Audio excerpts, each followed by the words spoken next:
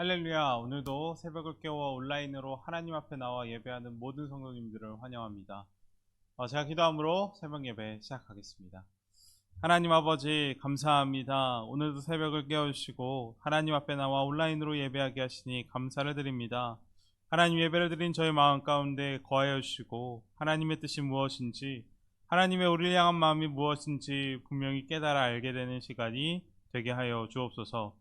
특별히 이 새벽 하나님 앞에 간절히 간구하는 것들이 있습니다. 우리의 모든 것 하시는 하나님께서 응답하여 주시고 우리의 모든 문제를 속히 해결하여 주옵소서. 오늘도 은혜 주실 것 기대하오며 예수님의 이름으로 기도합니다. 아멘. 오늘 우리에게 주신 하나님의 말씀은 로마서 6장 1절부터 14절까지의 말씀입니다. 그런즉 우리가 무슨 말을 하리요? 은혜를 더하게 하려고 죄에 거하겠느냐? 그럴 수 없느니라. 죄에 대하여 죽은 우리가 어찌 그 가운데 더 살리요? 우리 그리스도 예수와 합하여 세례를 받은 우리는 그의 죽으심과 합하여 세례를 받은 줄을 알지 못하느냐? 그러므로 우리가 그의 죽으심과 합하여 세례를 받음으로 그와 함께 장사되었나니 이는 아버지의 영광으로 말미암아 그리스도를 죽은 자 가운데서 살리심과 같이 우리로 또한 새 생명 가운데서 행하게 하려 함이라. 만일 우리가 그의 죽으심과 같은 모양으로 연합한 자가 되었으면 또한 그의 부활과 같은 모양으로 연합한 자도 되리라. 우리가 알거니와 우리의 옛사람이 예수와 함께 십자가 못 박힌 것은 죄의 몸이 죽어 다시는 우리가 죄에게 종노릇 하지 아니하려 함이니 이는 죽은 자가 죄에서 벗어나 의롭다 하심을 얻었음이라. 만일 우리가 그리스도와 함께 죽었으면 또한 그와 함께 살 줄을 믿노니 이는 그리스도께서 죽은 자 가운데서 살아나셨음에 다시 죽지 아니하시고 사망이 다시 그를 주장하지 못할 줄을 알미로라. 그가 죽으심은 죄에 대하여 단번에 죽으시며 그가 살아계심은 하나님께 대하여 살아계심이니 이와 같이 너희도 너희 자신을 죄에 대하여는 죽은 자요 그리스도 예수 안에서 하나님께 대하여는 살아있는 자로 여길지어다. 그러므로 너희는 죄가 너희 죽을 몸을 지배하지 못하게 하여 몸의 사욕에 순종하지 말고 또한 너희 지체를 불의의 무기로 죄에게 내주지 말고 오직 너희 자신을 죽은 자 가운데서 다시 살아난 자 같이 하나님께 드리며 너희 지체를 의의 무기로 하나님께 드리라. 죄가 너희를 주장하지 못하리니 이는 너희가 법 아래 있지 아니하고 은혜 아래에 있음이라. 아멘. 예전 7, 80년대 대도라고 불리던 사람이 있었다고 합니다. 그는 조세영이라고 불리던 사람이었는데 그가 왜 대도라고 불렸냐면 부정부패로 고위 관직에 오르고 부정부패로 돈을 많이 번 사람들의 집을 털어 가난한 자들에게 그 돈을 나눠주었기 때문입니다. 그래서 의적이라고 하는 별명도 가지게 되었는데 그가 그렇게 도둑질을 하다가 결국 경찰에 붙잡히게 되었습니다. 그리고 10년 이상이 되는 중형을 선고받고 감옥살이를 하기 시작했는데 놀라운 것은 그가 감옥에서 예수님을 만났다는 것입니다. 그래서 그가 시간이 지나 출소를 하게 되었는데 조세영 씨는 신실한 기독교인이 되어서 출소를 했다고 합니다. 도둑질을 해서 중형까지 받게 된 사람이 예수님을 만나게 된 것이 엄청난 은혜이고 간증이 아니겠습니까? 그래서 그는 출소를 하고 자신이 새 사람이 된 것을 교회를 돌면서 간증했고 청소년 단체나 학교에서 연설까지 했다고 합니다. 그리고 그는 조금 더 시간이 지난 후에 자신이 받은 너무나도 큰 은혜 때문에 목사님이 되기로 결심을 했고 정말 신학교에 입학해 전도사가 되었고 결국 목사님이 되셨습니다. 그는 목사님이 된 후 일본으로까지 선교를 가서 가난한 자들을 돌봐주고 아픈 자들을 위해 사역하였다고 합니다. 그런데 안타까운 것은 무엇이냐면 그가 도둑질을 끊을 수 없었다라는 것입니다. 그는 일본에서 선교를 하는 가운데 일본의 대저택 3곳을 털다가 현장에서 체포되었습니다. 처음에는 그가 체포된 후에 묵비권을 행사하고 신분을 밝히지 않았다고 합니다. 그래서 일본 경찰에게 일본의 보안 시스템이 얼마나 튼튼한지를 점검하려고 그렇게 했다라고까지 진술했다고 합니다. 그러나 그의 죄가 다 드러나게 되었고 그는 또 일본에서 옥살이를 해야만 했습니다. 여기서 많은 분들이 충격을 받았다고 합니다. 분명 그의 인터뷰나 간증을 들었던 사람들은 그의 진심이 느껴졌다고 했습니다. 진짜 예수님의 십자가 복음에 감격이 있었고 확신도 있었고 용서에 대한 확신도 있었다고 느껴졌다고 합니다. 그런데 그는 그에게 찾아왔던 죄의 욕을 완전히 뿌리 뽑지 못했던 것입니다. 그러나 더 안타까운 것은 무엇이냐면 그가 일본에서 감옥을 출소한 이후에서도 여전히 똑같았다라는 것입니다.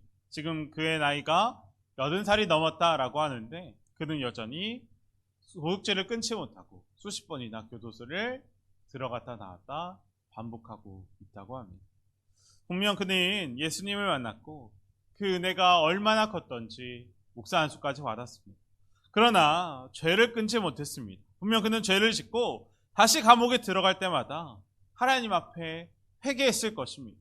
그러나 반복되는 그 죄 앞에 무너져 버린 것입니다. 그런데 제가 설교를 준비하고 그에 대한 자료를 조사하다가 그의 모습에서 우리의 모습을 보게 되었습니다. 우리의 모습도 그와 다를 것 없을 때가 많이 있습니다. 우리는 그와 같이 감옥에 들어갈 만한 큰 죄는 짓지 않았지만, 눈에 드러나는 죄는 짓지 않았지만 예수님을 믿는데도 불구하고 여전히 죄 가운데 살아갈 때가 얼마나 많이 있습니다.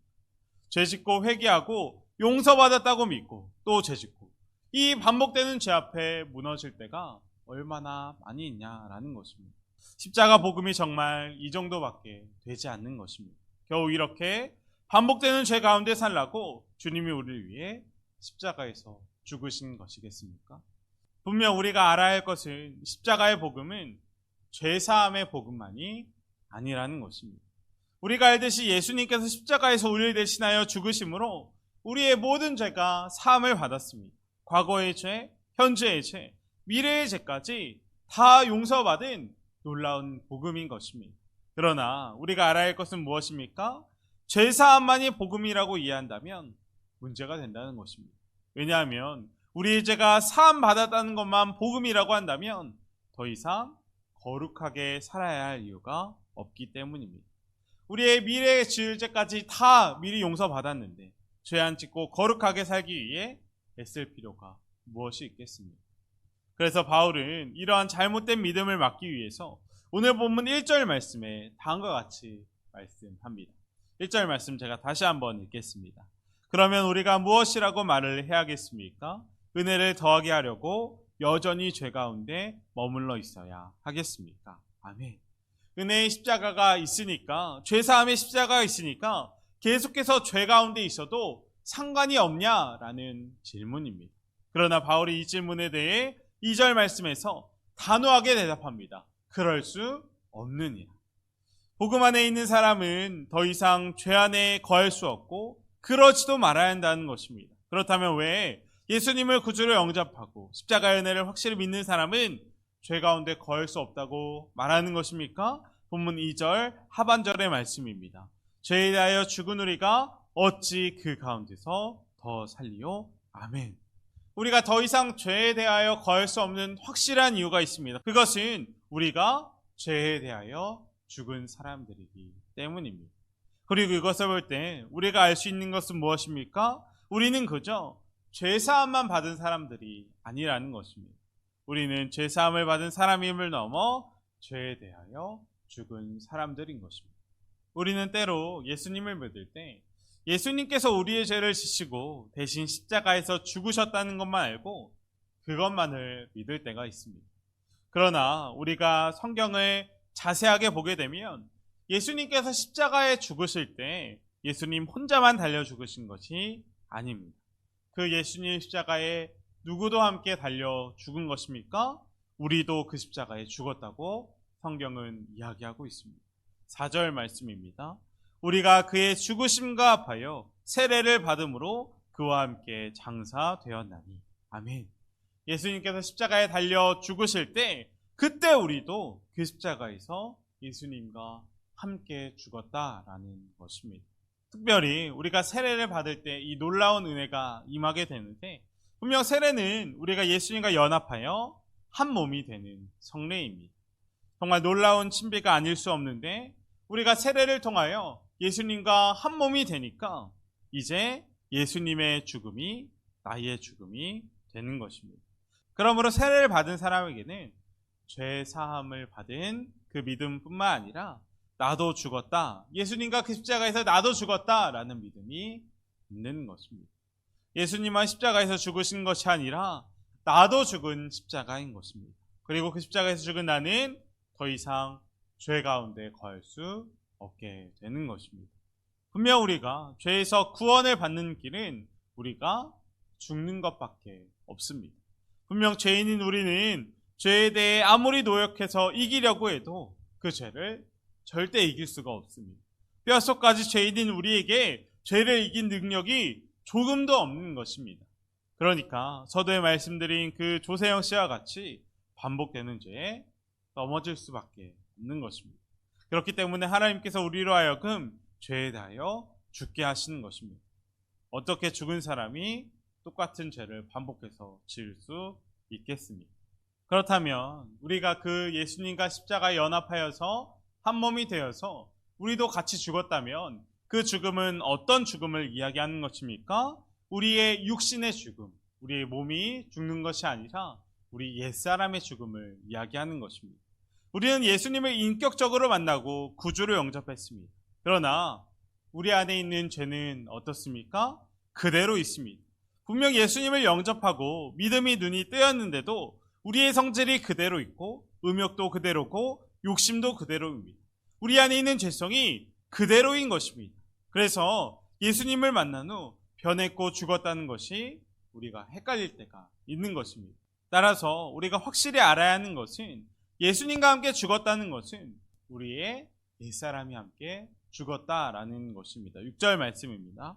우리가 알거니와 우리의 옛사람이 예수와 함께 십자가에 못 박힌 것은 죄의 몸이 죽어 다시는 우리가 죄에게 종노릇하지 아니하려 함이니. 아멘. 우리가 예수님을 믿음으로 죽었다라고 하는 것은 죄의 종노릇하는 우리의 옛사람입니다. 내 자아인 것입니다.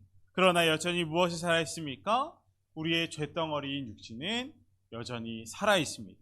그래서 우리 안에 예수님을 믿었는데도 불구하고 혈기, 욕심, 이기적인 마음, 음란한 생각이 우리 속에 그냥 여전히 있는 것입니다. 우리 옛사람은 죽었지만 죄의 욕망은 없어지지 않는 것입니다. 그렇다면 예수님과 함께 우리의 옛사람이 죽었다라는 것이 우리에게 무슨 의미가 있습니까? 정말 큰 의미가 있습니다. 우리 속에 육신의 욕망은 여전히 존재하지만 더 이상 육신이 욕망의 종노릇하지 않고 살 수 있게 된 것입니다. 죄가 지배하던 옛사람이 죽었기 때문에 더 이상 죄가 우리를 지배하지 못하는 것입니다. 죄가 우리를 지옥으로 끌고 갈 수도 없고 다시 죄짓게 할 수 없습니다.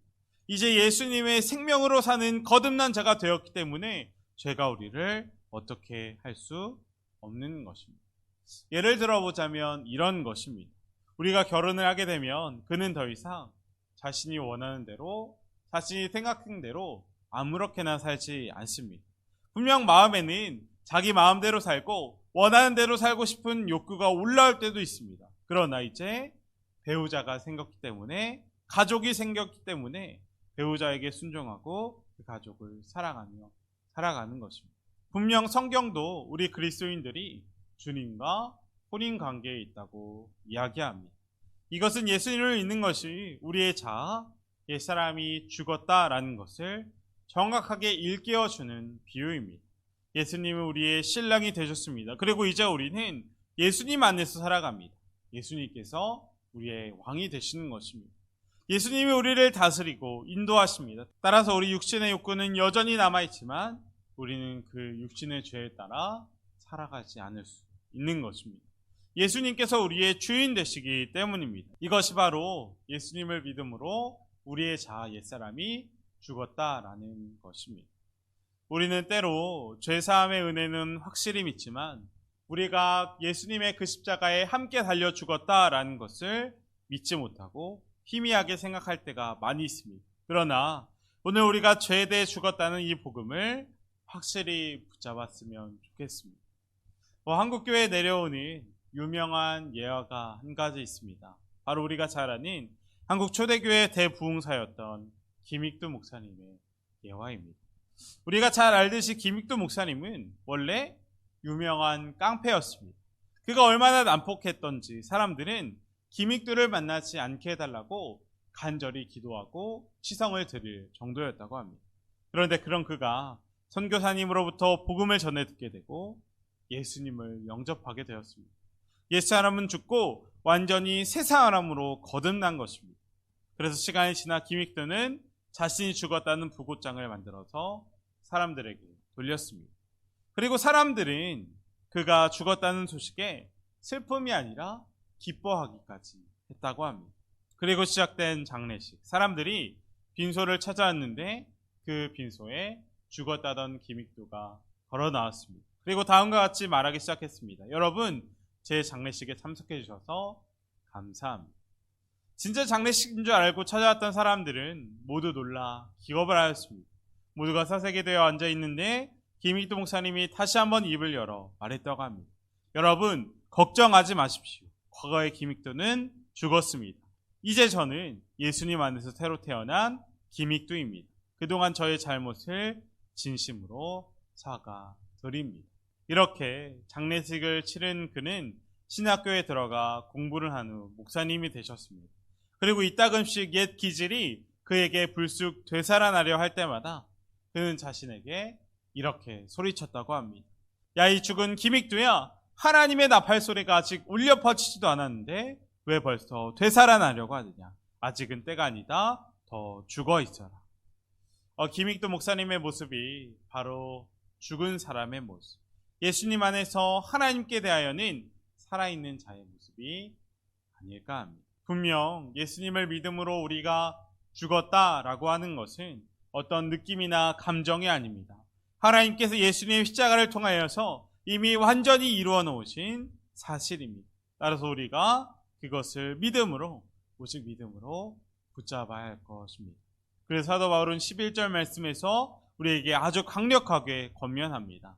이와 같이 너희도 너희 자신을 죄에 대하여는 죽은 자요, 그리스도 예수 안에서 하나님께 대하여는 살아있는 자로 여길지어다. 아멘. 우리가 죄에 대해서는 죽고 예수님 안에서는 다시 살아났다라는 그 사실을 분명히 붙잡으라라고 권면하고 있는 것입니다. 분명 예수님의 십자가 복음을 믿었다고 해도 우리에게 여전히 죄가 찾아옵니다. 죄의 유혹, 거짓의 유혹, 음란의 유혹, 탐욕의 유혹, 이기적인 생각들이 찾아옵니다. 또 분노, 혈기, 더러운 생각들이 찾아와 우리를 지배하려고 할 것입니다. 그때 우리도 기믹도 목사님처럼 분명하게 우리 마음 가운데 선포했으면 좋겠습니다. 너는 나의 주인이 아니다. 너 죄가 나를 이렇게 유혹할지라도 너는 나를 지배할 수 없어. 나는 죽은 사람이야 라고 선포했으면 좋겠습니다. 우리가 그렇게 선포할 때 죄는 우리를 다스릴 수 없을 것입니다. 오늘 본문 14절 말씀입니다. 죄가 너희를 주장하지 못하리니 이는 너희가 법 아래 있지 아니하고 은혜 아래에 있습니다. 아멘.